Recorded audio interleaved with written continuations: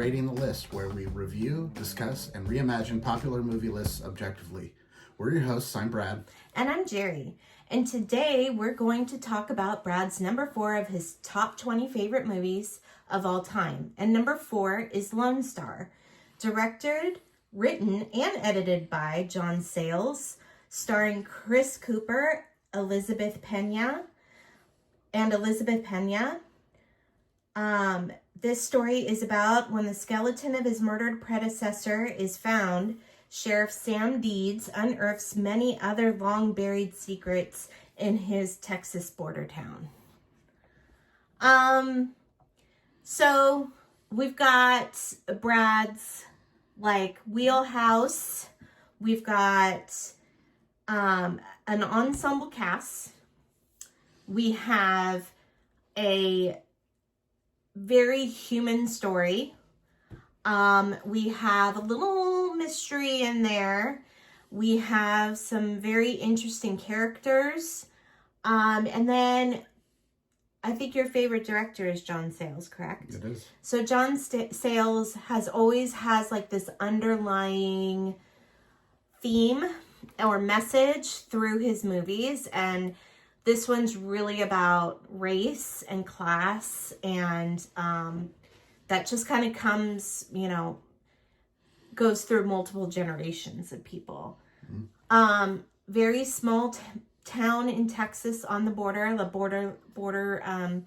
town. So there's a lot of, white people. There's Native Americans. There's Mexican Americans. And just Mexicans.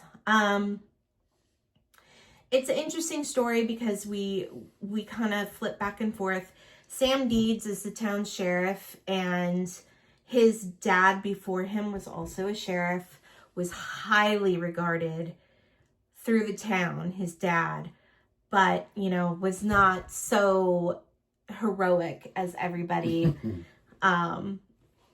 portrayed him to be. So Sam always had this big thing to live up to, and that he did not actually like his father very much. No, I think he lived in his father's shadow. Yes. And then, kind of the crux of the story about why his dad kept him away from her all those years. Yep. So there's a woman in the story played by Elizabeth Pena who they had a kind of a high school fling. They were first loves. They were first loves, and his dad tried to keep them apart at any costs. And I think that Sam interpreted that as racist and not approving of his decisions. And, you find out later they decide, we're adults now. There's no one to tell us we can't be together. And so when they start seeing each other, because they love each other. Mm-hmm. And it turns out that the reason why his dad wanted to keep him away from her is because they're half siblings. Yeah, so his dad had an affair with her mom. Yeah. And it was just kind of never brought up in town or whatever. So the two of them don't know that. They don't know that until the very end. And they choose to ignore it. Yeah, they're we can't have any kids, we can't have kids anyway. So it's whatever. So, you know what? This is what we want to do with the rest of our lives. To each his own. Not only that, you had multiple stories going on. So, a few years before this movie came out, Sayles came out with a movie called City of Hope, which unfortunately is impossible to find on home video. And this very large ensemble with interconnecting stories, he told it first in that, and he perfects it in this movie. This movie is an absolute masterpiece. Yeah, it's really This good. movie is so good. The writing is amazing. He is such a good writer. And he speaks Spanish fluently, so he can write in Spanish. He actually wrote a novel. It's called Los Gusanos. It's It's written largely with large amounts of it takes place in Florida, so it's Cuban rather than traditional Spanish, just slightly different. But to write a book in 2 different languages is pretty amazing. He also, I can't, the name of the movie's it's like on the tip of my tongue. It takes place in Mexico. It's not in Spanish. It's in like the kind of the native tongue of the the indigenous people there. There's like one line that's in English.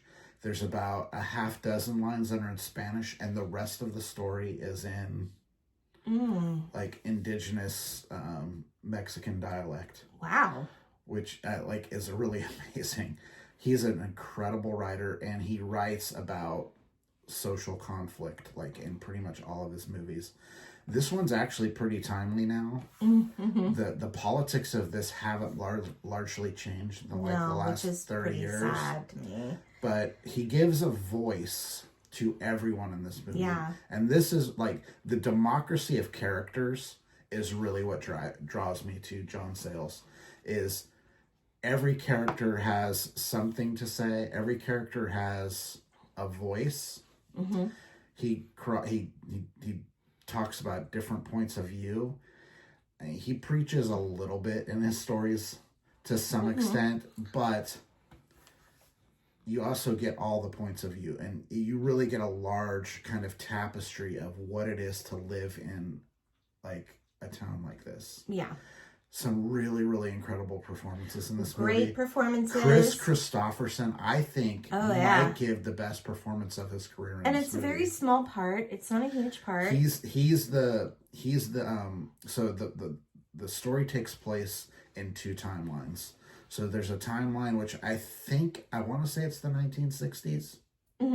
It's like the like mid to late 1960s, and then we're present day, which is like the mid 90s.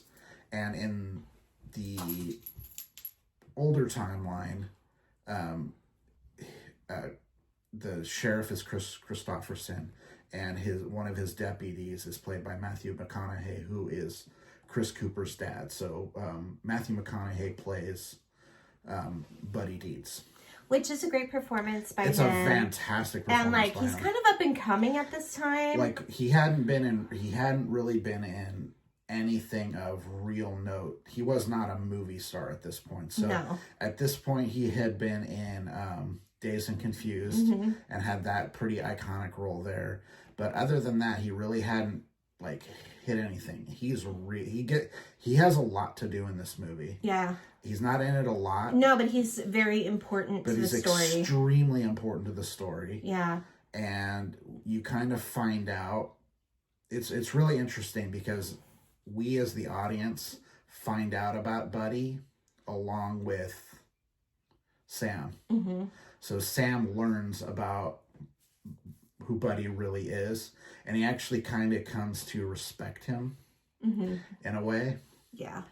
So it's a really interesting story that way. There's a story of another really interesting story is the guy who's in charge of the military. So this is like a military town. So the guy who's in charge of the military base there, he has like this whole back and forth with his dad who lives there, and he learns a little bit more about that. His son is really interested in learning about his history. That's a really cool story. The whole Chris Cooper and Elizabeth Pena angle is really interesting. There's a lot of really different stories, and they all kind of come together like in a tapestry, and I think it's a really, really great story. It's in a very American story. Yes. And not in the way that most people would consider an American story. This isn't like, middle America, white people. To me, this is what America is. It's melting pot. It's differences of opinion. It's trying to come together. I think it's a great, great story. And, it's kind of cool because there's like a little mystery in the middle of it. Yeah, and it flashes back and forth, which I kind of like. Like most of it's done in the present day, but then they flash back to So what happens is Sam Deeds ends up like interviewing people about because they're trying to figure out who the skeleton belongs to. Well, I think they knew who the skeleton was because they found the badge. Right. So what they're trying to figure out is they knew he went missing. Right. So it's always been a cold case, like what happened to him. So now he's kind of digging through to find out exactly what happened. He's always suspected that his dad had something to do with it, but not in a. He thinks he had something to do with it in a sinister way. In a sinister way, but that's not the case. But again, like I said, like we as the audience and Sam find out all this stuff at the same time. Yeah. It's really, really cool. And you find out why the town had such high regard for his dad. Yeah. It's a really good story. It's a slow burn. You know, it's not action packed or anything like that, but it's a really good story. It's got good dialogue, good characters. I highly recommend checking it out. Yeah, and sure. It has probably my favorite shot in film history. So he does this really odd, it's a single shot edit where Sam and Elizabeth Pena's character, they're, as teenagers, they're talking and they're on the bank of, I think it's the Rio Grande, I'm not sure what river it is, but they're on the bank of a river and they're talking. And then in one shot, it pans over and we're on Chris Cooper, who's reminiscing about the scene. It's so cool. Yeah, it's a good transition. So, John Sayles is the quintessential independent filmmaker. You don't get more independent than John Sayles. He does everything himself. He shoots his movies. He edits his movies. He writes them. He directs them. And he produces them with his partner, who she's... I think produced every single one of his movies. And he has a very big stable of actors that are in a lot of his movies. And several of them are in this one. Okay, and then I rated this a 65.4. Like I said, it's a little slow, so I'm not sure how many times I'll like come back to it, but it is a very good movie. And do you have a score for it? No. I just scored yours. Okay, never mind. If you have anything you want to comment, if you've seen Lonestar and would like to share your thoughts on it, please do so in the comments. If you would like to subscribe to our channel, please do. But I think that's it for now. I'm Jerry. I'm Brad. And we're rating the list. We'll see you next time. Bye. Bye.